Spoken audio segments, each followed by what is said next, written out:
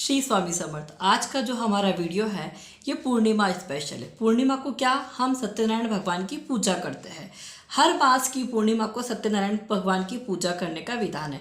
अब इसका आरंभ कैसे हुआ, हमें सत्यनारायण भगवान की पूजा करना क्यों ज़रूरी है और ये कहाँ से शुरुआत हुई। एक बार की बात है, नारद जी आकाश में विचरण कर रहे थे, तभी उन्होंने नीचे की ओर देखा। नीचे देखा तो पृथ्वी लोक पर मनुष्य तरह तरह के कष्टों से पीड़ित थे।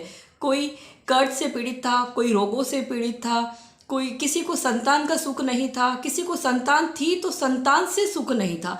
इस तरह अलग अलग तरह के कष्ट थे। नारद जी से इनके कष्ट देखे नहीं गए, वो बहुत विचलित हुए। वो श्री नारायण जी के परम भक्त थे, उनके मुख पे सदैव श्री नारायण नारायण का जप रहता था। वो तभी नारायण लोग जाते हैं और नारायण जी से कहते हैं, नारायण तो अंतर्यामी है। वो पूछते हैं, नारद बताओ तुम्हारा आना कैसे हुआ। तभी नारद जी कहते हैं, प्रभु मैं अभी पृथ्वी लोक को देखकर आ रहा हूँ। पृथ्वी पर मनुष्य तरह तरह के कष्टों से पीड़ित है, उनका कष्ट देखकर मेरा मन बहुत विचलित हो गया है। ऐसा क्या उपाय है, ऐसा क्या व्रत है जिसके करने से थोड़े ही प्रयत्न से मनुष्य को उसके कष्टों से मुक्ति मिल सकती है। तब नारायण जी मुस्कुराए और कहते हैं, नारद जो मनुष्य भोग रहा है ये उसके ही अपने कर्मों का कष्ट है। जो उसने बीज बोए है वो उन्हीं कर्मों को काट रहा है, तुम परेशान ना हो। तब नारद जी बोलते हैं, प्रभु फिर भी कुछ तो उपाय होगा जिसके यत्न करने से इनके कष्ट कुछ कम हो सकते हैं। तब नारायण जी कहते हैं, मुझे श्री सत्यनारायण व्रत बहुत पसंद है। जो भी मनुष्य हर मास की पूर्णिमा को सत्यनारायण व्रत करेगा, सच्चे मन से करेगा, पवित्र होकर करेगा, उस पर मेरी कृपा होगी और उसे उसके सभी कष्टों से मुक्ति मिलेगी। तब नारद जी पूछते हैं, प्रभु बताइए तो इस उपाय को कैसे किया जा सकता है, इस व्रत को करने का क्या विधान है।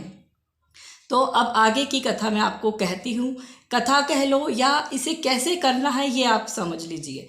हमें क्या करना है, श्री स्वामी समर्थ। हमें क्या करना है, हर पूर्णिमा को सुबह जल्दी उठना है, घर को अच्छे से स्वच्छ करना है, नहा धोकर घर में पवित्र जल का छिड़काव करना है। पवित्र जल यानी या तो गंगा जल या गौमूत्र जो भी आपके पास है उसका आप छिड़काव करिए।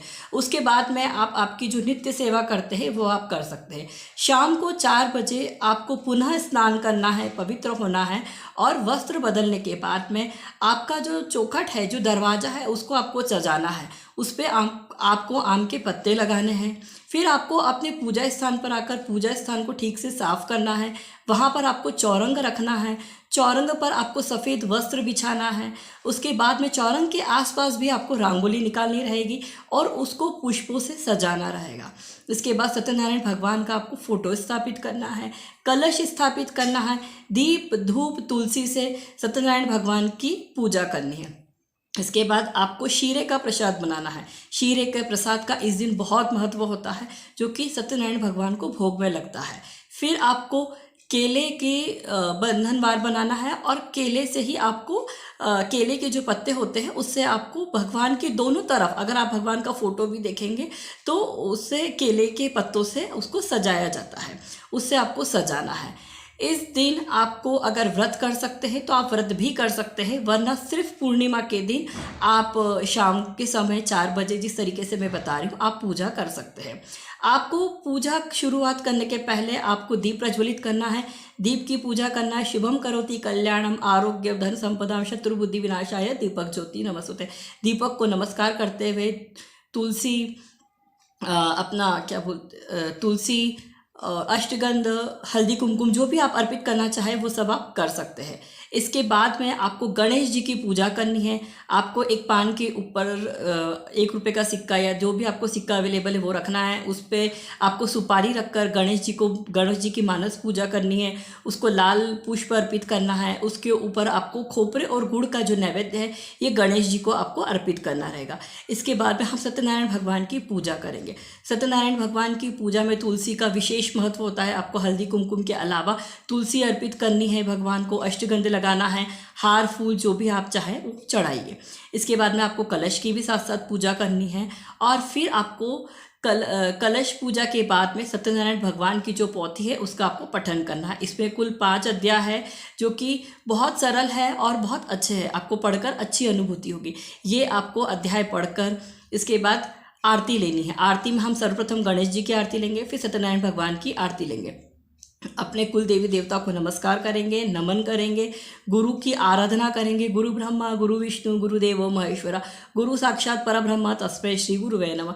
ऐसा करके हम आरती का समापन करते हैं, भोग लगाते हैं और पूरे घर में धूप देते हैं। इसके बाद में हम भगवान के चरण स्पर्श करके हमारी पूजा को यहीं विराम देते हैं। श्री स्वामी समर्थ। जो कहा महाराज ने कहलवाया। अगर कुछ गलती हुई है तो महाराज मुझे क्षमा करिएगा। मैं कोई पंडित नहीं हूँ, बस वीडियो बनाने का तात्पर्य यह रहता है कि जब से मैं महाराज के सेवा मार्ग में चली हूँ मुझे बहुत अच्छे अनुभव हुए हैं, मेरे सुखों में वृद्धि हुई है। तो वीडियो बनाने से, मेरे वीडियो देखने के बाद जिनको भी फ़ायदा पहुंचा सकती हूँ पहुंचाने का कोशिश करती हूँ। इन वीडियो को देखकर अगर किसी के कष्टों को निवारण होता है, किसी की लाइफ स्टाइल में सुधार होता है, किसी को कुछ नया सीखने को मिलता है, सुखों में वृद्धि होती है, तो मैं महाराज को धन्यवाद कहूँगी कि महाराज आपने मुझे यह अवसर प्रदान करा कि मैं किसी की खुशियों का कारण बनूँ, किसी के कष्टों के निवारण का कारण बनूँ। श्री स्वामी समर्थ। पे यहीं पर अपने वीडियो को विराम देती हूँ। मैंने जो भी आपको अभी पूजा बताई है इसके स्क्रीनशॉट मैं आपको अभी वीडियो के एंड में शेयर कर दूंगी, ताकि जब भी आप पूजा करें तब आप इस वीडियो को वापस से देख सकते हैं। पूजा हमें कैसे तैयार करनी है वो सब आपको फ़ोटो के माध्यम से मिल जाएगा। और सत्यनारायण भगवान की जो पोथी है बहुत आसानी से सभी जगह अवेलेबल है। जहाँ पर भी पूजा की सामग्री मिलती है वहाँ से आप पोथी लेकर आ सकते हैं। और व्रत करना चाहे तो आप व्रत भी कर सकते हैं। श्री स्वामी समर्थ। जो कहा महाराज ने कहा, जो गलती हुई है उसके लिए मैं क्षमा प्रार्थी हूँ।